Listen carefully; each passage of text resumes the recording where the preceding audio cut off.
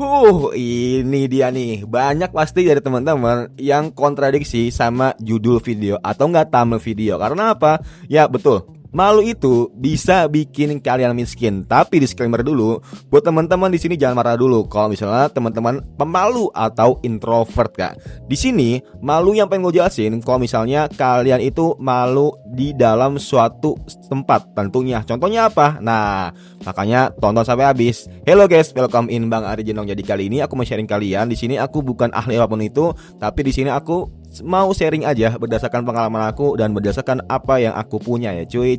Tentunya di sini mungkin teman-teman ada yang pemalu atau nggak mungkin teman kalian, sahabat kalian, pacar kalian, orang tua kalian, teman kalian, apapun itu lah pokoknya lah.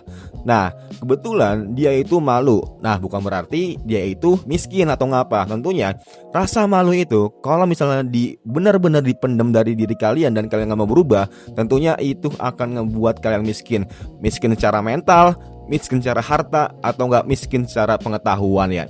Nah, di sini gue mau ngasih tahu, mungkin 3 aja, nggak usah banyak-banyak. Nah, nanti kalau misalnya ada yang kurang, coba lu tulis di kolom komentar. Nah, jadi rasa malu yang bikin lu miskin itu pertama, malu bertanya tentunya. Dengan lu malu bertanya, itu sama dengan lu akan miskin ilmu.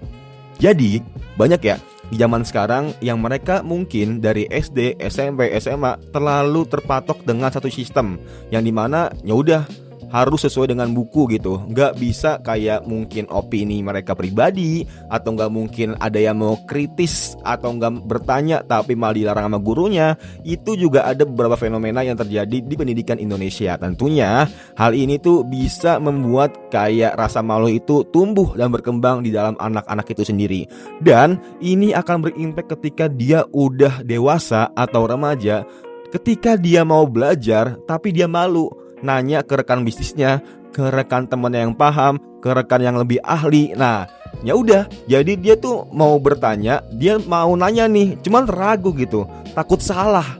Karena mungkin ada trauma yang dimana ketika dia bertanya, dia malah disorakin, dia malah dibenci, malah dihianati sama temannya. Lu ngapain sih nanya-nanya? Nggak jelas banget dah. Lu ngapain sih nanya-nanya? Kok gitu aja nggak tahu dah. Nah, hal ini yang bikin orangnya itu bikin trauma cuy untuk bertanya, dan ini akan berimpact ketika dia remaja atau enggak dewasa. Tentunya malu di sini juga bisa dibilang akan terlihat bodoh kalau misalnya dia nggak punya ilmu. Tapi kalau di lingkungan sekolah, ketika lu bertanya pastinya ada assessment kalau misalnya lu bodoh, padahal itu salah besar. Ketika lu bertanya, lu akan dibuktikan kalau misalnya lu itu benar-benar kritis. Lu akan ngegali terus. Tapi teman-teman, lu mungkin ada yang berpikir kalau misalnya lu bodoh kalau misalnya lu bertanya, dan ini bahaya banget kalau misalnya ini jadi budaya atau habit kalian ya cuy.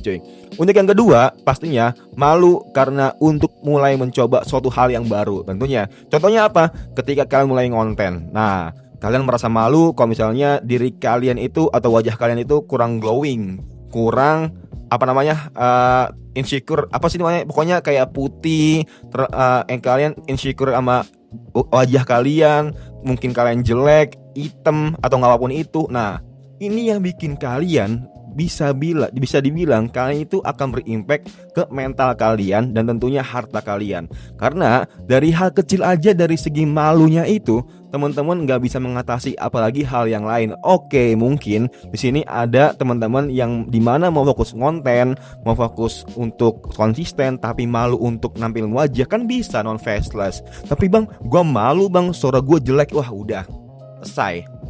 Teman-teman malu sama muka kalian, kalian malu sama diri kalian, kalian malu sama mental kalian. Nah, kalian juga malu sama suara kalian. Wah udah, kalian udah mendingan gak usah hidup aja dah pokoknya dah. Karena apa? Karena sejatinya orang-orang tuh gak ada yang peduli sama kehidupan kalian. Kalian mau kalian jungkir balik, kalian salto, kalian push up di pasar, kalian mau ngelakuin suatu anomali di tengah keramaian, itu orang-orang gak ada yang peduli guys.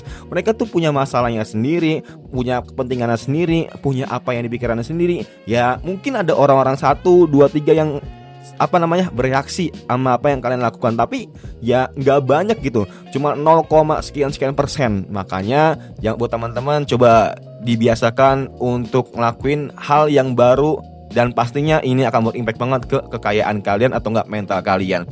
Untuk yang selanjutnya tentunya malu gerak. Contohnya apa? Nah, jadi buat teman-teman, Kalau misalnya contoh ya, ini contoh aja nih, nauzubillah min dzalik kalau terjadi. Contoh teman-teman lagi naik motor, tiba-tiba di depan ada kecelakaan. Teman-teman mau bantu, cuman malu. Takutnya apa? Ya mungkin takut dibilang pahlawan, takut, pokoknya malu lah buat bergerak lah, malu untuk ngebantuin. Ujung-ujungnya udah mereka mungkin akan gak terselamatkan atau enggak ya bisa dibilang penyakitan sama parah cuy. Dan ini akan berimpact ke sekitar teman kalian atau lingkungan kalian, yang akan berimbas ke diri kalian tentunya.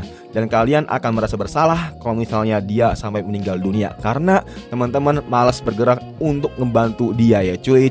Nah kira-kira malu apa lagi yang sekiranya bisa membuat kemiskinan di diri kalian? Coba tulis di kolom komentar, gue udah gak sabar banget bacain satu-satu dan kita sama-sama berpendapat aja ya cuy. Semua bermanfaat and see you next time, bye.